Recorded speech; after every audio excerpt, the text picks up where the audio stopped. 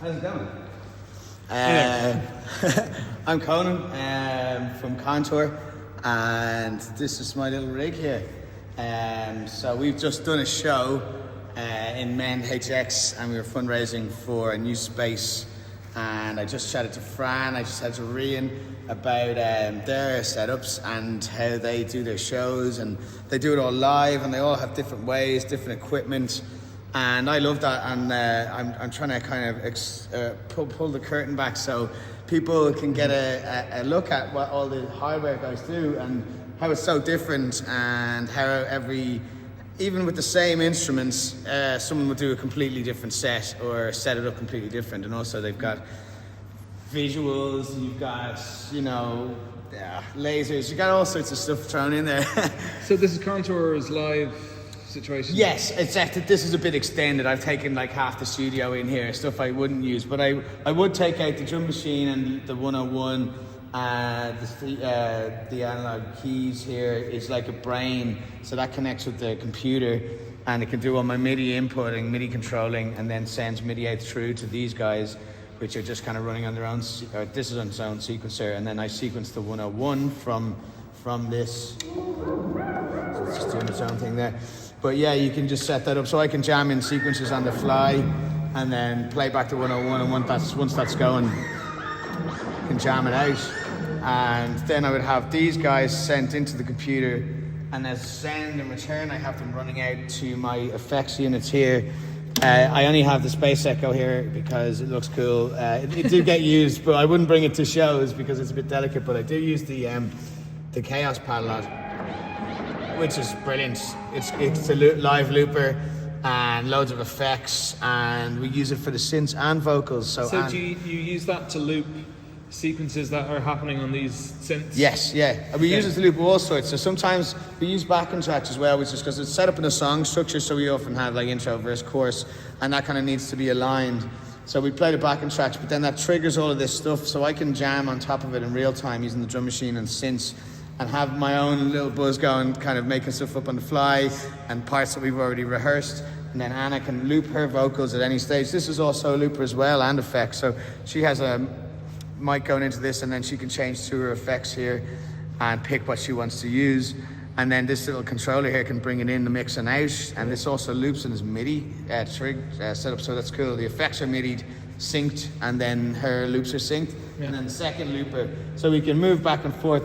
There's only problem with these things is that they don't loop perfectly. The problem is this drifts, and that drifts as well. Yeah. So like we're on the hunt for a new looper, but like you get around that by just going, right, you're not going to loop for 10 minutes. You're just looping for that section, and then like you're stopping it. And obviously Anna sings over her loops. She makes harmony stacks, I suppose, and then like that's what she gets down over after that. So then like if it starts going out of time, it's like get it out and do a new one. And I have a little Big Sky, the little Big Sky reverb unit, which is great. So that's all sent on send and return. So I can send Anna's vocal or the main track or the synth or the drum machine separately to those effects using the MIDI controls here. So this little controller here is really just for these knobs. So I'd have like a send on these 3 sends or for the 3 effects pedals. And then I have... so that controls Ableton? Yes, that's sending into Ableton. So I have... a bunch of effects here. So a filter on my main master for the backing tracks vibes. Yep. And then a phaser here, which I like to slam on the odd time. And then on Anna's vocal, so on this channel, we would have the 3 sends. So A goes to the Big Sky, B to the, and in this case, the Space Echo, because we had it, because we're being greedy, and it sounds amazing. And then C goes to the Chaos Pad, which we can then loop. So we can do 2 loops at the same time, which we did at the gig, and actually it was deadly, even though it's kind of chaotic. Yeah.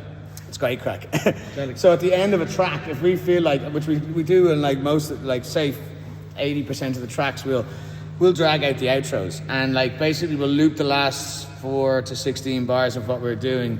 And then when the track itself fades out, we'll keep the drums going, keep the synths going, keep the loops going, and just freestyle. Jamming out. Yeah, jamming out until basically we run out of steam. It's like, okay, it's time for the next tune, and then it's kind of, you can wash it out with a bit of reverb or delay, and then kind of bring in the next track, cue that up, and then it's ready to go and do it all over again. So Ableton's running tracks, but it's also a MIDI Yes. hub. So Yeah, so Tell us about Ableton, so all of our tracks are here. So we have like all the tracks, we can pick whatever, we move our set up and down. Each one of them is set to the BPM. So when I fire a track, it changes to 112 BPM and sends all of these synths and things into 112. So then my drum machine is on that and everything's ready to rock. do you ever have MIDI running for your tracks into these machines, or I are they haven't. just synced? Sometimes I have done before, yeah. And I did have a MIDI channel for this, but I got rid of it because I just didn't have time to go through it. But I do use MIDI through as well, especially for adding arpeggiators and kind of randomizers and stuff. Yeah. But we didn't do it for that particular vibe there for the last. Sorry, excuse me. So you can kind of wing a set, or you can feel out which songs you want to play based on Yeah. how it feels. Pretty much. Sorry, I'm just messing up here something. But yeah, it can. Excuse me, I just want to get to the end so I don't record. Ah, Jesus, there we go. I'll edit this out. Sorry, so that's recording it again. Yeah, so basically, where was I? Yeah, so Ableton is like our main brain, and it has all of our tracks lined up, and we can pick where we want to jump into. And then all of the synths run through Ableton, and I have them sending back and forth on send and returns through those effects. Okay. So I can send any synth through any effect, or all the vocals through any effect, and any of the backing tracks through any effect. And that will basically gives us loads of control, but we still have, and then we can move if we want to skip a track or whatever. We can do that. It's not. You're not tied to the structure. Not of the tied song. to it, just tied to the verse chorus structure, because you Sure. know. I mean, we do try and freestyle and just make stuff up. At the ends, we can go off the track. Yeah. But then the track is kind of, we can pick and choose depending on the night. Like so in the first night we did kind of softer tracks, and we did mostly just the synthy stuff. And then on the last night we had the drum machine going, man, loads of loops, everything was going into the red. Because you layer stuff up, it's high with loops because you get feedback, so you have to kind of be subtle enough with them and all that sort of stuff. Yeah.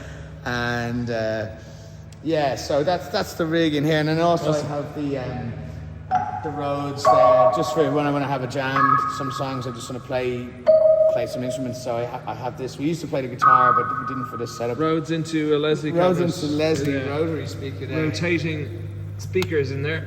Yeah, maybe you can get it to slow down. You can see the thing better. Awesome. Doesn't matter. And tell us about this structure we're standing inside. Yeah, so this is the cube, I suppose, as it's known, and it is 3 meters of truss that I built to be a second order ambisonic spatial sound system. What does second order mean? Yeah, so instead of a surround sound, which is like a proprietary thing made by Dolby, which is 5.1, which means 1 speaker in the middle, 2 either side of that, and then 2 behind you, and a sub. This, which is more for film stuff really, this is ambisonic. So ambisonic was actually invented in the 70s, but it wasn't really widely used. But it's a really open format, so it's speaker agnostic, which means that you don't have to have a set amount of speakers. You don't have to set a placement of speakers. It can be done by a decoder afterwards. So if you have a weird setup, you can still do ambisonics by just telling the decoders where the right place is, or the speaker angles and stuff. It's a bit mathsy, but it's once you kind of get your head around it, it's grand. Yeah. It's first order is essentially 4 speakers like quad. So that's giving you your surround on a horizontal axis, and then the second set of speakers on the top are your second order. Do you know? So I have 4 speakers first order, 8 speakers second order, 16 speakers third order, and then up from there.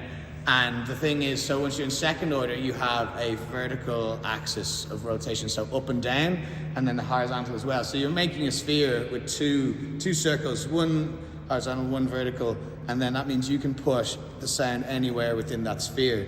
And then you can add an LFO to that sound so it'll spin vertically or also spin up and down, or you can program it so it sounds like it's coming from the back left and ending on the top right. Cool. So like when you're performing with Anna in here, are you employing that sort of panning you just mentioned? Yes. Where it's absolutely. So I'm using a setup called envelope,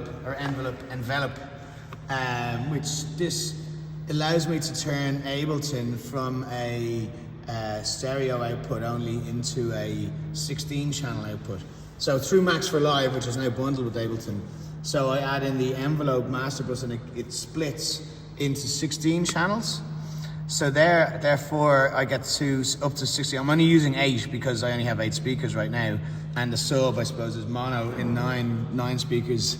But what it means is I can take the vocal line here, and then like I can spread it out as far as I want and also spin that. So you can see that's now spinning on the horizontal axis. Amazing. And then when I add elevation, you know, that's up to the top speakers down to the bottom.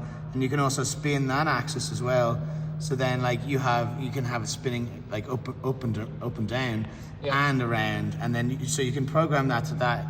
And I've had it on MIDI control before, so you can, while real time playing, you can change that.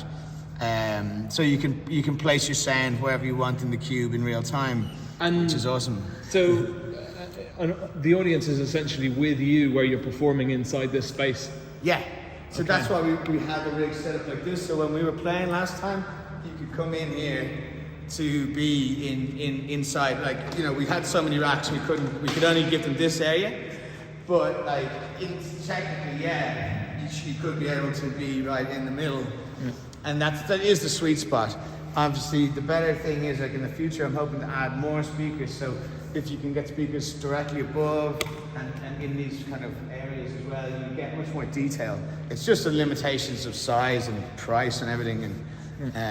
But like that would be the dream, to have like a planetarium type thing with speakers all around you and under you, and screens all around you and under you, and like I don't know if any screens under you, but so to give you just fully immersive sound. I mean, it's not fully necessary. I mean, stereo is great, mono is great.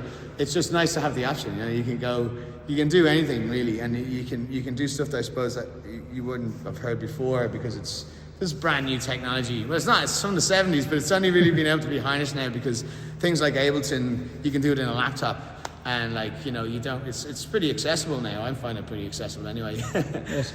And I'm trying to build up from that. So yeah, I'd love to be able to have a space where you could have people come in and just, you know, put their synth up in the top right corner, have drums over there, because, you know, so, like as I said, stereo is brilliant, but like Levin's done everything really already. So, but like if you go to a show and somebody puts their kick up in the top right hand corner of the space, is that weird? Are you allowed to do that? You know what I mean? Are you allowed to have your bass lines down the bottom corner, or, you know, does it have to always be in a certain way? So yeah. I'd like to see people mess around and go outside the limits of kind of what we think is right, and mess with it.